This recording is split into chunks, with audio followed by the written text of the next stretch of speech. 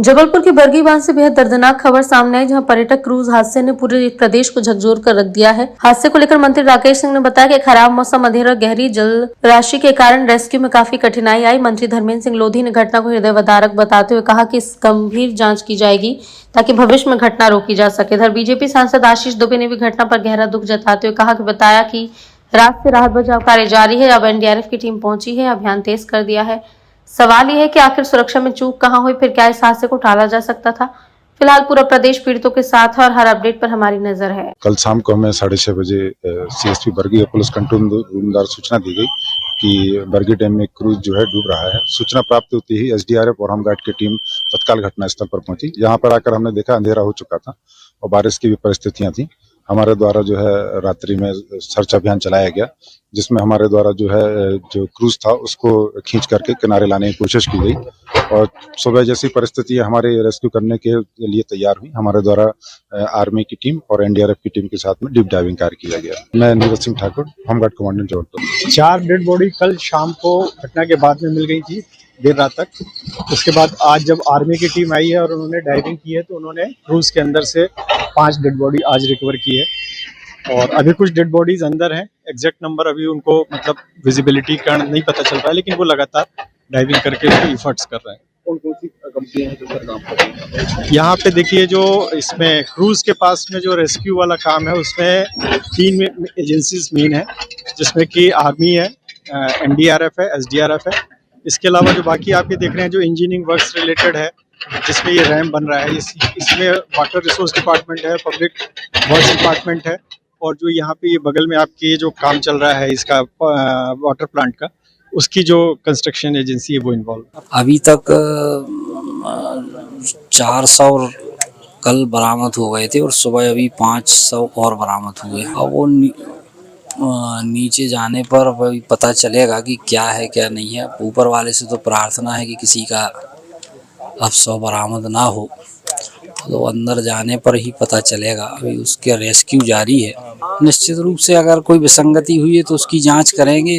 वैसे क्रूज में life jacket पहनने का प्रावधान तो रहता है, लाइफ जैकेट भी रहती है और जितने शव निकल रहे हैं सब लाइफ जैकेट पहने ही निकले हैं। तो अगर ये विसंगति हुई है तो उस पर जांच करेंगे और अगर जो दोषी लोग होंगे उन पर कठोर से कठोर कार्रवाई करने का काम हम करेंगे। एनडीआरएफ के आने के बाद और सुबह का उजाला फैलने के बाद अब जल्दी ही इस निर्णय पर पहुंच सकते हैं कि अंदर वास्तव में क्रूज के अंदर कुछ लोग हैं या नहीं है।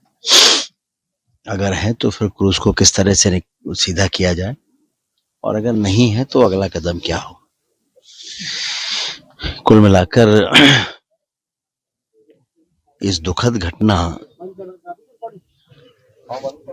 का अंत अब इस क्रूज के सीधे होने के साथ ही हो जाएगा। इसके बाद जांच से लेकर और वो सारी कार्रवाइयां जो आने वाले समय में भी सबक के रूप में काम आती रहे, निश्चित रूप से उन पर विचार होगा और वो प्रारंभ होंगी। लेकिन जैसा कल रात से ही हम सभी कह रहे हैं कि आवश्यकता इस बात की है कि एक बार ये रेस्क्यू का काम पूरा हो जाए और अब ऐसा लगता है कि वो पूरा होने की स्थिति में हम लोग वहां तक पहुंच चुके हैं। इसमें देखिए, जिला प्रशासन के लोग तो थे ही, पुलिस के अधिकारी भी, कर्मचारी भी, पुलिस के अधिकारी, जवान सभी हैं। फिर एसडीआरएफ की टीम पूरी रात से लगी रही है। एनडीआरएफ की टीम भी सुबह 4 बजे आ गई है, उसने भी मोर्चा संभाल लिया है। निश्चित रूप से दुखद घटना है कल जो यहाँ घटित हुआ है, ये कहीं ना कहीं हमको द्रवित कर रहा है और रेस्क्यू ऑपरेशन कल रात से ही पूरी रात यहाँ चला है और अभी सुबह से भी एनडीआरएफ भी आ गई और उसके बाद से चल रहा है। कल हमने लोगों को जीवित बचाया है, 22 लोगों को, लेकिन कल 4 शव हमने इसमें से निकाले थे और आज भी अभी 3 शव और निकाले गए हैं। मैं तो यही ईश्वर से प्रार्थना करूंगा कि कोई चमत्कार हो और इस शव मिलने का क्रम अब रुकना चाहिए। और कल ही हमारे प्रदेश के मुख्यमंत्री डॉक्टर मोहन यादव जी ने मृतकों को 4-4 लाख रुपए की राशि मुआवजे के रूप में उसकी घोषणा भी की है संवेदनशीलता के साथ। और निश्चित रूप से ये अभी रेस्क्यू पूर्ण होने के बाद इस घटना की जांच भी की जाएगी और जांच में जो भी तथ्य निकल कर आएंगे उसके आधार पर कार्रवाई की जाएगी।